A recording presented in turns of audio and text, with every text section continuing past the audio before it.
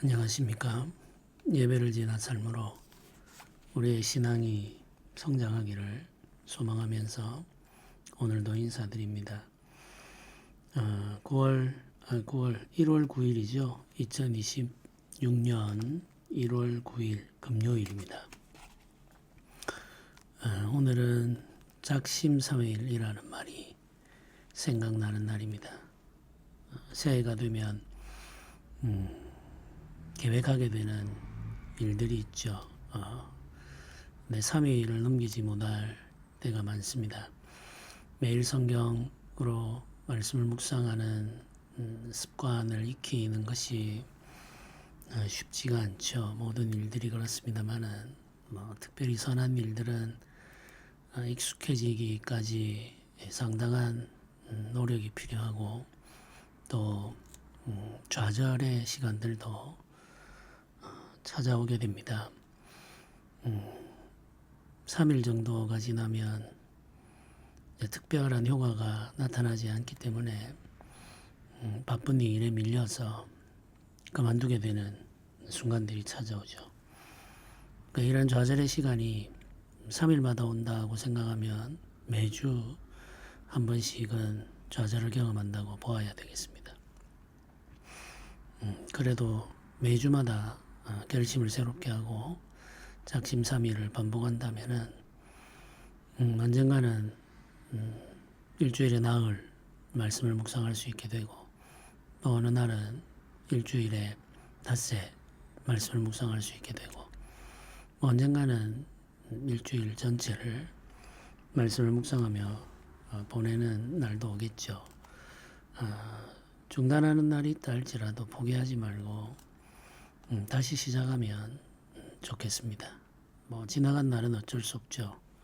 근데 오늘은 할 수 있다는 생각을 가지고 바쁜 중에도 말씀을 찾아 잠시라도 말씀과 함께 하시기를 바랍니다.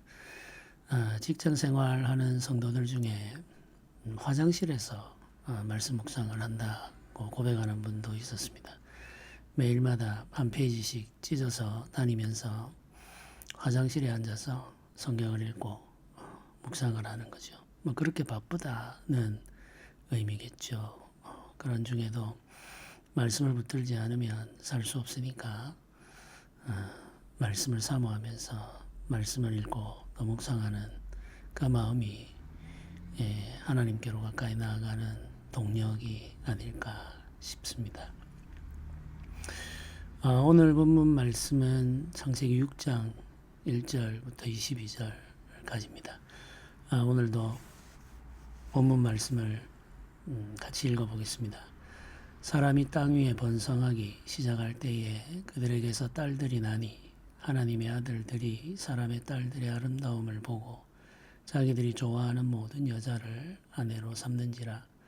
여호와께서 이르시되 나의 영이 영원히 사람과 함께하지 아니하리니 이는 그들이 육신이 됨이라. 그러나 그들의 날은 120년이 되리라 하시니라. 당시에 땅에는 네피림이 있었고 그 후에도 하나님의 아들들이 사람의 딸들에게로 들어와 자식을 낳았으니 그들은 용사라 고대의 명성 있는 사람들이었더라. 여호와께서 사람의 죄악이 세상에 가득함과 그의 마음으로 생각하는 모든 계획이 항상 악할 뿐임을 보시고 땅 위에 사람 지으셨음을 안탄하사 마음에 근심하시고 이르시되 내가 창조한 사람을 내가 지메 안에서 쓸어버리되 사람으로부터 가축과 기는 것과 공중의 새까지 그러하리라. 이는 내가 그것들을 지었음을 한탄함이니라 하시니라. 그러나 노아는 여호와께 은혜를 입었더라. 이것이 노아의 족본이라. 노아는 의인이요 당대의 완전한 자라. 그는 하나님과 동행하였으며 세 아들을 낳았으니 셈과 함과 야벳이라. 그때 온 땅이 하나님 앞에 부패하여 포악함이 땅에 가득한지라. 하나님이 보신즉 땅이 부패하였으니 이는 땅에서 모든 혈육 있는 자의 행위가 부패함이었더라. 하나님이 노아에게 이르시되 모든 혈육 있는 자의 포악함이 땅에 가득하므로 그 끝날이 내 앞에 이르렀으니 내가 그들을 땅과 함께 멸하리라. 너는 고페르 나무로 너를 위하여 방주를 만들되 그 안에 칸들을 막고 역청을 그 안팎에 칠하라. 내가 만들 방주는 이러하니 그 길이는 300규빗, 너비는 50규빗, 높이는 30규빗이라. 거기에 창을 내되 위에서부터 한 규빗에 내고 그 문은 옆으로 내고 상중하 3층으로 할지니라. 내가 홍수를 땅에 일으켜 무릇 생명의 기운이 있는 모든 육체를 천하에서 멸절하리니 땅에 있는 것들이 다 죽으리라. 그러나 너와는 내가 내 언약을 세우리니 너는 내 아들들과 내 아내와 내 며느리들과 함께 그 방주로 들어가고 혈육 있는 모든 생물을 너는 각기 함수한 쌍씩 방주로 이끌어 들여 너와 함께 생명을 보존하게 하되 새가 그 종류대로 가축이 그 종류대로 땅에 기는 모든 것이 그 종류대로 각기 둘씩 내게로 나오리니 그 생명을 보존하게 하라. 너는 먹을 모든 양식을 내게로 가져다가 저축하라. 이것이 너와 그들의 먹을 것이 되리라. 노아가 그와 같이 하여 하나님이 자기에게 명하신 대로 다 준행하였더라. 아멘. 두 계보를 기록하고 나서 이어지는 말씀입니다. 4장 후반부의 가인의 후손들의 계보, 복수의 노래를 부르는 사람들의 계보를 기록하고 5장의 아담과 셋으로 이어지는 하나님과 동행하는 자들의 계보를 기록하셨죠. 에녹이라는 사람도 등장하고 노아의 이름도 우리가 확인을 했습니다. 두 계보의 역사가 구별되어서 진행되다가 6장에 이르러서 이 두 계보를 이루고 있는 사람들이 섞이게 되는 것을 확인하게 됩니다. 하나님의 아들들이 사람의 딸들의 아름다움을 보고 자기들이 좋아하는 모든 여자를 아내로 삼게 되었다는 거죠. 사람의 딸들은 가인의 후손들을 말하고 하나님의 아들들은 셋의 후손들을 말합니다. 구별되어 진행되어 가던 그 두 민족, 두 종류의 삶의 방식이 하나로 합쳐지게 되는 거죠. 결혼으로 말미암아 두 계보가 하나의 계보로 통합이 되는 겁니다. 그 두 계보가 통합되는 데 있어서 중요한 역할을 한 것은 하나님의 아들들입니다. 이 하나님의 아들들이 사람의 딸들의 아름다움을 보았습니다. 그 아름다움에 취해서 그들을 자기의 아내로 맞아들이게 된 것이죠. 그 결과는 이들이 육신이 됩니다. 이렇게 성경이 이어서 말합니다. 육신이 된다라고 할 때 육신은 육체라고 번역을 하기도 하죠. 우리 몸을 가리키는 표현인데 육신 혹은 육체라고 번역된 이 단어는 죄의 본성이 깃들어 있는 몸을 표현할 때 사용하는 말입니다. 죄의 본성이 깃들어 있는 몸이 되어버렸다 라고 하는 말은 이제 더 이상 하나님의 영이 그곳에 거하실 수 없다 이런 의미죠. 그래서 여호와께서 말씀하시기를 나의 영이 영원히 사람과 함께하지 아니하리라 이렇게 선언하십니다. 육신이 된 사람들, 죄의 몸을 가지고 살아가는 사람들, 죄의 본성을 따라 살아가는 사람들과 하나님의 영이 함께 하실 수 없다는 사실을 선언하고 있는 거죠. 하나님은 결코 죄와 섞이지를 않습니다. 거룩하신 분이기 때문이죠. 우리가 하나님의 영을 담은 존재로 살고자 한다면 거룩함을 추구해야 됩니다. 그래야만 거룩하신 하나님의 영이 임재하여 거하실 수가 있는 거죠. 우리는 영적인 존재입니다. 우리가 육신이 되었다라고 하는 이 말은 우리 영이 완전히 소멸되거나 사라진다는 의미는 아닙니다. 영은 소멸되지도 않고 완전히 사라지지도 않죠. 우리의 영은 우리의 몸 안에 깃들어 있습니다. 그런데 우리가 완전히 육신이 되었다, 죄의 본성을 따라 사는 자가 되었다라고 하는 이 말은 영이 완전히 그 육신 속에 갇혀서 영이 정상적인 기능을 할 수 없는 상황에 이르렀다 이런 뜻입니다.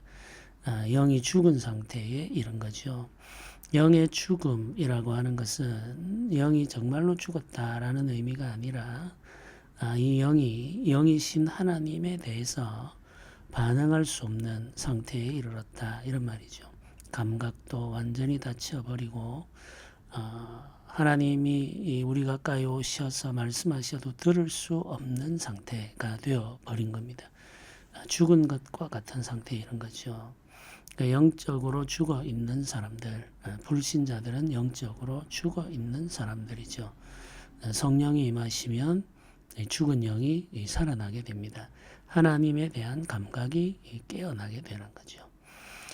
우리가 완전히 죄에 둘러싸여 살 때, 죄가 충만한 상태로 살아갈 때 우리의 영은 죽은 것과 같이 하나님에 대한 감각이 완전히 닫혀버립니다.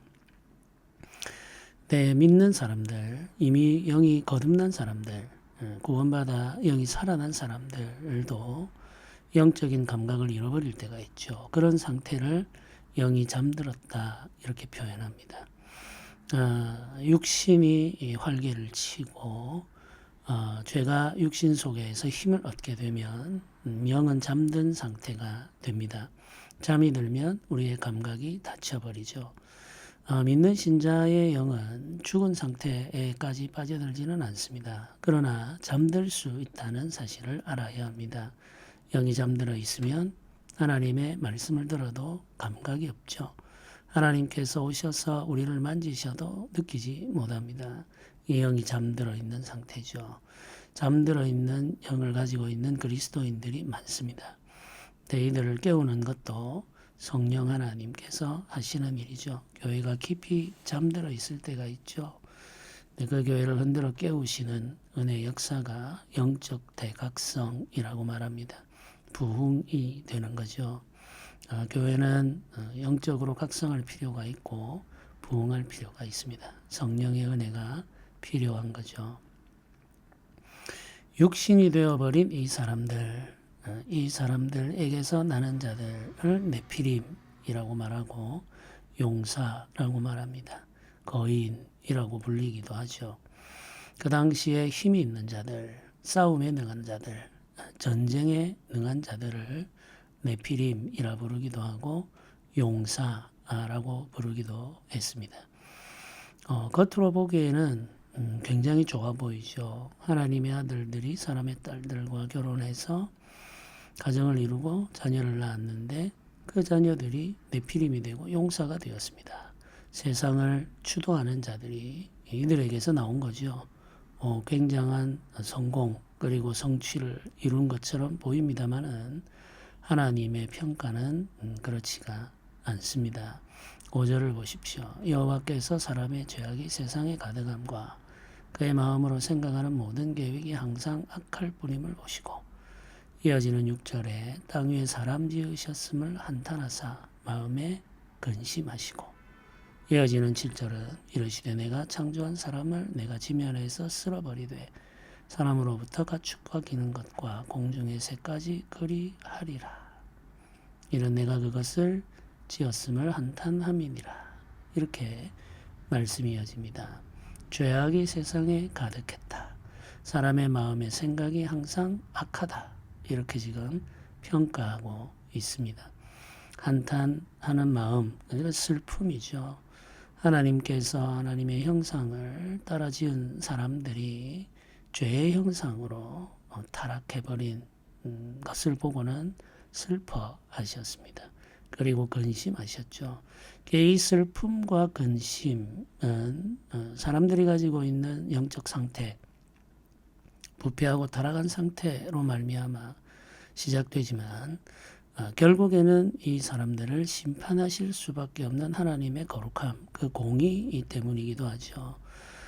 이 사람들을 긍휼히 여기는 마음이 하나님에게 있는데 그럼에도 불구하고 죄인을 심판하실 수밖에 없기 때문에 하나님은 슬퍼하시고 또 근심하십니다.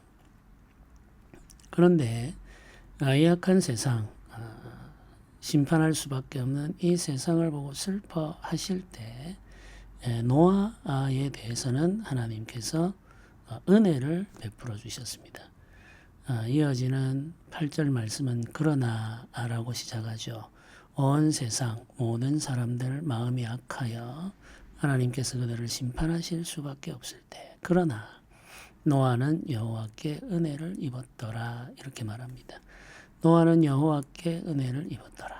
이 말은 노아는 여호와의 눈에 아름답게 보였다 이런 의미죠. 네, 하나님께서 보시기에 아름다운 사람이 있었다는 이야기입니다. 온 세상을 보며 슬퍼하고 근심하실 수밖에 없었지만 그 가운데 한 사람 노아를 보면서는 하나님께서 기뻐하셨고 그 사람에게는 은혜를 베풀어 주셨습니다. 노아를 가리켜서 이어지는 구절은 그 당시의 사람들 가운데 완전한 자다, 의인이다 이렇게 말하죠. 그리고 하나님과 동행한 사람이다 이렇게 표현하고 있습니다.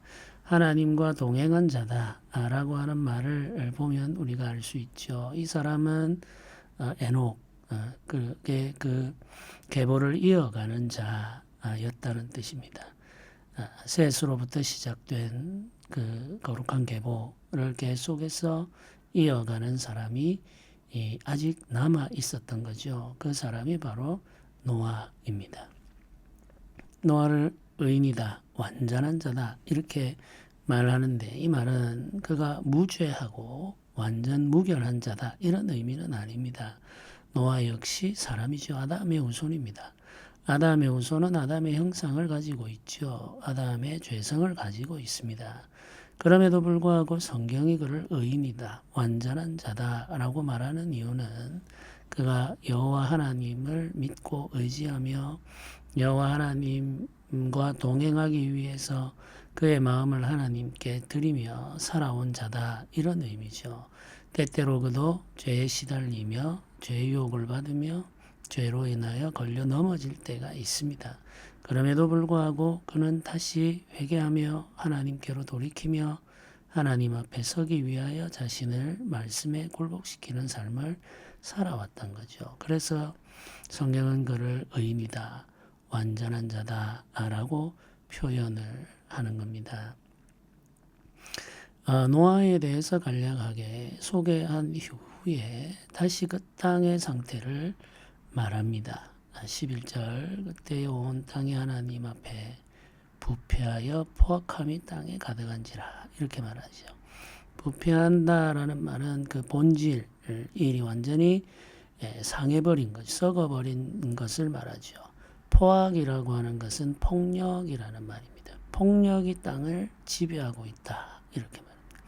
힘의 논리, 칼의 논리가 땅을 다스리고 있는 거죠. 땅을 정복해 버린 겁니다. 무력으로 자신이 원하는 것을 이루어가는 세상, 칼로 자신의 욕망을 이루어가는 세상이 되어 버린 거죠. 힘 있는 자는 모든 것을 가지고 힘이 없는 자는 모든 것을 빼앗긴 채 고통 속에 살아가는 세상이 되어 버렸습니다. 하나님이 보실 때에 이 땅이 부패하게 된 거죠. 모든 사람이 칼을 의지해서 살고자 하고 칼을 의지해서 살아가는 사람들 사이에 충돌이 일어날 때마다 땅에 피가 흐르게 됩니다. 사람의 피로 땅은 계속해서 물들게 되죠. 부패하게 될 수밖에 없습니다. 땅이 사람의 피로 말미암아 땅이 부패하게 되고 오염되는 거죠. 이런 일들이 끊임없이 반복되는 세상, 그 세상을 하나님께서 깨끗하게 청소하기 위해서 하나님의 계획을 세우게 되죠. 그게 홍수의 심판입니다.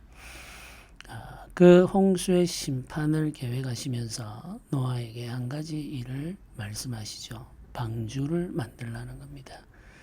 노아가 만들어야 할 방주는 그 규격이 정해져 있습니다. 하나님께서 알려주셨죠. 이 규격은 축구 경기장 크기 정도라고 생각을 하시면 되겠습니다. 축구 경기장 크기 이만큼의 배를 노아가 만들어야 있습니다. 사람들이 흘린 피, 무지한 자의 피로 말미암아 부패하게 된 이 땅을 깨끗하게 하기 위한 하나님의 방법은 홍수입니다. 물로 이 땅의 모든 죄를 깨끗이 씻어 버리는 거죠.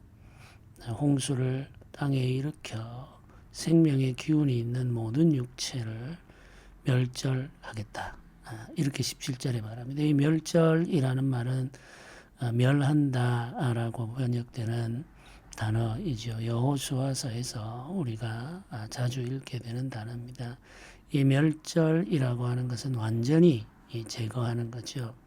멸절은 죄에 대한 하나님의 심판을 묘사할 때 사용되는 단어입니다. 범죄한 자들, 범죄한 세상에 대한 하나님의 심판을 묘사할 때 멸절이라는 단어를 사용하고 있습니다. 우리가 이 단어를 읽을 때에는 그냥 전쟁의 결과나 혹은 사람들의 행위의 관점에서 보면 안 됩니다. 이것은 하나님의 심판의 의미라는 사실을 알아야 됩니다. 범죄한 세상에 대한 하나님의 심판이 이루어질 때 여러 가지 방법으로 나타나죠. 홍수가 등장하기도 하고 하늘에서 불이 내리기도 합니다. 소돔 고모라가 경험한 일이죠. 그리고 하나님께서 전쟁을 사용하실 때도 있습니다. 그게 이제 다양한 하나님의 방법입니다. 멸절이라는 것은 하나님의 심판이라는 사실을 기억하면서 우리가 성경을 읽어야 되겠죠. 근데 이 멸절의 일이 이 하나님의 심판이 땅에 임할 때 노아와 그 가족들은 구원을 받게 되죠. 그리고 하나님께서 노아와 새로운 언약을 세우십니다. 첫사람 아담과 언약을 세우셨던 것처럼 첫사람 노아 이제 이 심판이 있고 난 이후에는 모든 인류의 아버지가 될 첫사람이 노아가 되겠죠. 이 노아와도 언약을 맺게 됩니다. 그래서 하나님께서 노아와 언약을 맺으시고 그로부터 시작해서 새로운 나라와 민족의 역사를 이루어 가겠다는 말씀을 이어가시죠. 언약을 맺은 노아에게도 하나님께서 창조하신 생명들이 맡겨지죠. 아담에게 동산에 있던 모든 생명들이 맡겨졌듯이 노아에게도 모든 생명체가 맡겨지고 노아가 그들을 다스리게 됩니다. 노아는 아담과 같이 하나님과 언약을 맺은 언약의 대표자 첫 번째 사람으로서 새로운 인류의 역사를 시작하는 책임을 맡게 된 거죠. 굉장히 거룩한 책임이면서 부담스러운 책임이기도 합니다. 노아가 만들어야 할 이 방주는 굉장히 크고 어마어마하죠. 긴 시간 동안 수고해야만 만들 수 있는 방주였습니다.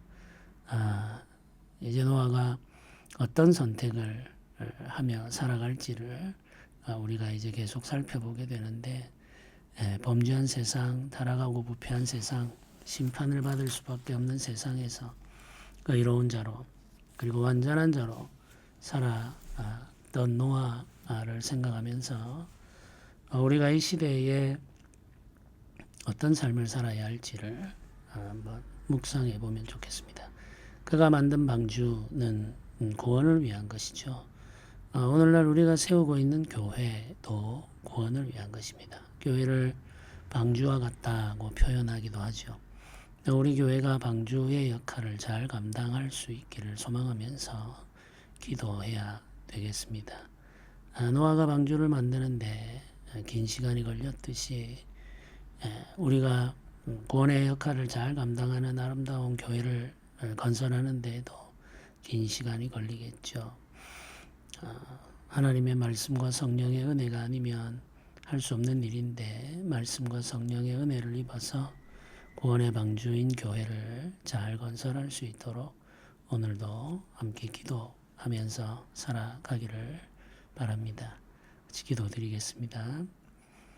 은혜로우신 하나님 아버지, 죄가 땅에 가득할 때 의롭게 살았던 사람 그 한 사람을 바라보시며 구원의 역사를 꿈꾸셨던 그 은혜를 기억합니다. 오늘 이 시대 가운데에도 하나님의 구원을 세상에 나타내기 위해서 하나님과 동행하는 사람이 우리가 되기를 소망합니다. 우리가 의롭고 경건하게 하나님과 동행하며 이 땅에서 생명의 역사를 이어갈 수 있도록 은혜 더하여 주옵소서. 말씀과 성령을 우리에게 충만하게 허락하여 주시기를 원합니다. 주의 교회가 구원의 방주로서의 역할을 잘 감당할 수 있도록 온전하게 하여 주옵소서. 감사드립니다. 우리 주 예수님의 이름으로 기도드립니다. 아멘.